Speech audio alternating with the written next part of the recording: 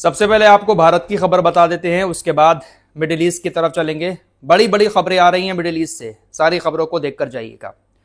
भारत की खबर यह है कि आज आम लोगों की जेब को थोड़ा सा झटका लगा, क्योंकि पेट्रोलियम कंपनियों ने पेट्रोल और डीजल के दाम बढ़ा दिए।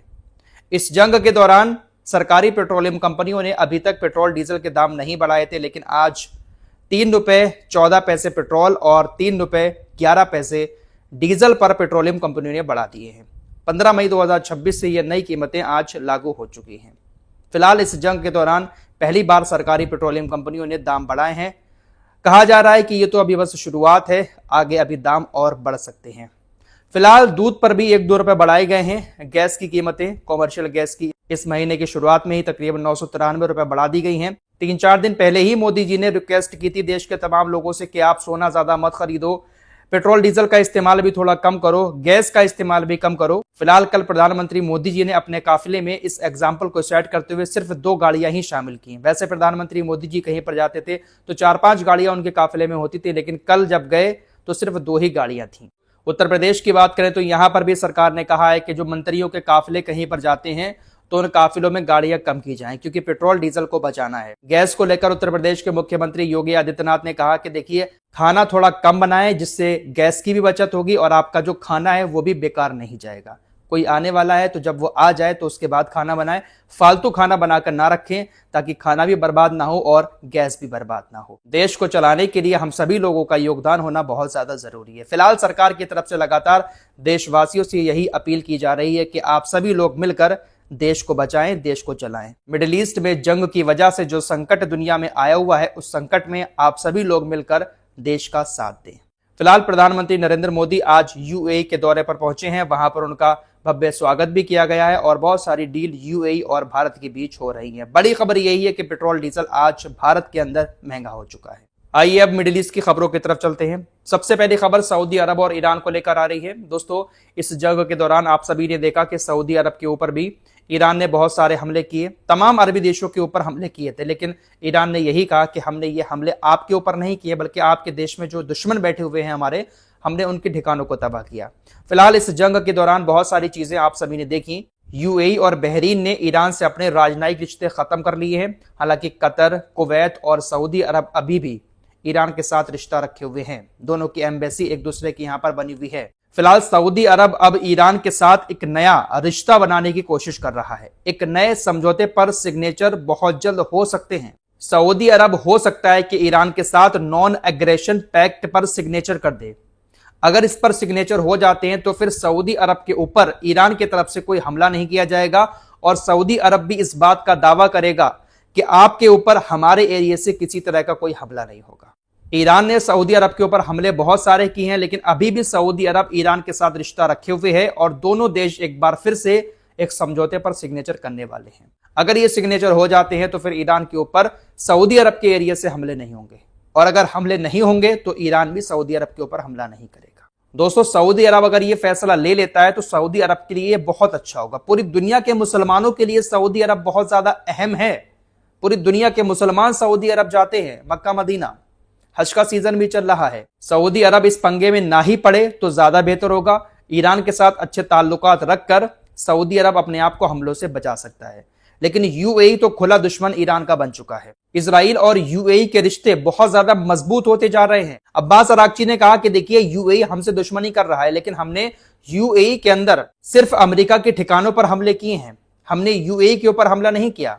हमने हर उस जगह पर हमला किया जहां से हमारे ऊपर हमला हुआ, लेकिन यूएई हमसे बेवजह दुश्मनी कर रहा है। फिलहाल आपको खबर बता चुका हूं कि कल बेंजामिन नेतन्याहू के ऑफिस की तरफ से यह बड़ा दावा किया गया कि नेतन्याहू ने इस जंग के दौरान गुप्त तरीके से यूएई का दौरा किया था। यूएई ने उनको अपने देश में बुलाया था। दुनिया को जानकारी नहीं दी गई, लेकिन अब खबरें सामने आ रही हैं और खुद इजराइल की तरफ से यह बताया जा रहा है। नेतन्याहू के ऑफिस की तरफ से यह दावा किया गया, जिसके बाद यूएई बहुत ज्यादा चिढ़ गया है। यूएई ने कहा कि आपको इस तरह की सेंसिटिव जानकारी दुनिया के साथ शेयर नहीं करनी चाहिए थी। यूएई इन तमाम दावों को खारिज कर रहा है कि हमारे यहां पर नेतन्याहू नहीं आया। लेकिन अब एक और बड़ी खबर आ रही है। i24 न्यूज, जो इजराइल का एक बहुत बड़ा मीडिया हाउस है, उसके एक बड़े अधिकारी ने दावा किया इसने कहा कि ना सिर्फ बेंजामिन नेतन्याहू यूएई के दौरे पर गए थे, बल्कि मोसाद का प्रमुख भी गया था, जो शिनवेट आंतरिक सुरक्षा एजेंसी है इजराइल की, उसका भी प्रमुख गया था। साथ ही साथ इजराइल डिफेंस फोर्सेस का चीफ ऑफ स्टाफ भी गया था। इजराइल के इन तमाम बड़े बड़े लोगों ने यूएई का दौरा किया था और यूएई कह रहा है कि हमारे यहां पर नेतन्याहू नहीं आया। फिलहाल यूएई अपने आप को यहां पर सही दिखाने की कोशिश कर रहा है, लेकिन असली हकीकत यही है कि यूएई पूरी तरह से इजराइल और अमेरिका के चंगुल में फंसा हुआ है। ये यूएई के एक कमेंटेटर हैं, इनके तरफ से सरकार के पक्ष में बहुत सारी पोस्ट अक्सर की जाती हैं, काफी मशहूर हैं। इनका नाम है अब्दुल खलेक अब्दुल्ला। ये कहते हैं कि यूएई इस बात से पूरी तरह इनकार करता है कि युद्ध अपराधी नेतन्याहू ने कभी भी यूएई का दौरा किया था। गाजा के बच्चों के हत्यारों और युद्ध अपराधी का यूएई की पवित्र धरती पर कोई स्वागत नहीं है। नेतन्याहू जिस दौरे की बात कर रहे हैं वो उनकी बीमार मानसिकता की उपज है और ये सर्वविदित है कि वो एक कुख्यात झूठा है जिसने चुनावी लाभ के लिए ये झूठ फैलाया है। ये जनाब इस तरह की बातें कर रहे हैं। यूएई ओआईसी का मेंबर है ना, इसीलिए इस तरह की बातें कर रहा है। ओआईसी लगातार निंदा करता रहा है नेतन्याहू ने जो गाजा के अंदर किया है उन सारी चीजों की, और उसी का अगर ये अपनी जमीन पर स्वागत करेंगे तो इनको जवाब तो देना पड़ेगा। इसीलिए इस तरह की बातें इनकी तरफ से कही जा रही है। फिलहाल निंदा कतर और कुछ इस्लामिक देशों ने और की है इस बेन गबीर की, क्योंकि इसने एक बार फिर से मस्जिद अक्सा में अपने कुछ लोगों के साथ धावा बोल दिया। वहां पर जो लोग थे मुसलमान, उनको नमाज पढ़ने से भी रोका। वहां पर लगातार ये जाकर धावे बोल रहा है, हमले कर रहा है। अल-अक्सा कंपाउंड में पहुंचकर ये वहां पर नारेबाजी करता है, अपनी प्रार्थना शुरू कर देता है। पिछले 1-2 महीने में इसने ये हरकत कई बार की है, लोगों को उकसाने की वहां पर कोशिश की है। इस्लामिक देशों ने सिर्फ और सिर्फ इस बात की निंदा की है। फिलहाल ट्रंप के चाइना दौरे की बात कर लेते हैं। ट्रंप चाइना के दौरे पर हैं। स्टेटमेंट अमेरिका की तरफ से आ चुका है कि चाइना हमारा पूरा साथ देगा स्टेट ऑफ हॉर्मुज को खुलवाने में, ईरान को परमाणु बम बनाने से रोकने में। लेकिन अभी तक चाइना की तरफ से ऑफिशियली ऐसा कोई भी बयान जारी नहीं किया गया है। चाइना से अमेरिका भी कहीं ना कहीं डरता है। दोस्तों, अभी खबर आई है कि स्टेट ऑफ हॉर्मुज से दनदनाते हुए चाइना का एक जहाज गुजरा और वो चाइना की तरफ जा रहा है। चाइना के तेल के टैंकर को ईरान ने एक रास्ता दिया, उसी रास्ते से चाइना का जहाज बहुत तेजी के साथ स्टेट ऑफ हॉर्मुज क्रॉस करके चाइना की तरफ जा रहा है। आसपास दूर तक अमेरिका की सेना है, लेकिन हिम्मत नहीं हो रही है कि चाइना के तेल के टैंकर को रोके या उस पर हमला करे। अगर अमेरिका चाइना के तेल के टैंकर पर हमला कर देता है तो यह हमला ईरान के ऊपर नहीं माना जाएगा, बल्कि सीधा चाइना के ऊपर हमला माना जाएगा। और इस वक्त डोनाल्ड ट्रंप चाइना के अंदर है, तो कहां पंगा ले सकते हैं वो चाइना से। फिलहाल अपने आप को सुपर पावर कहने वाला देश चाइना के सामने भी कहीं ना कहीं झुका हुआ नजर आ रहा है। फिलहाल इस वक्त की बड़ी खबर यही है कि भारत के अंदर पेट्रोल डीजल की कीमतें बढ़ चुकी हैं। 3 रुपए 14 पैसे पेट्रोल और 3 रुपए 11 पैसे डीजल बढ़ाया जा चुका है।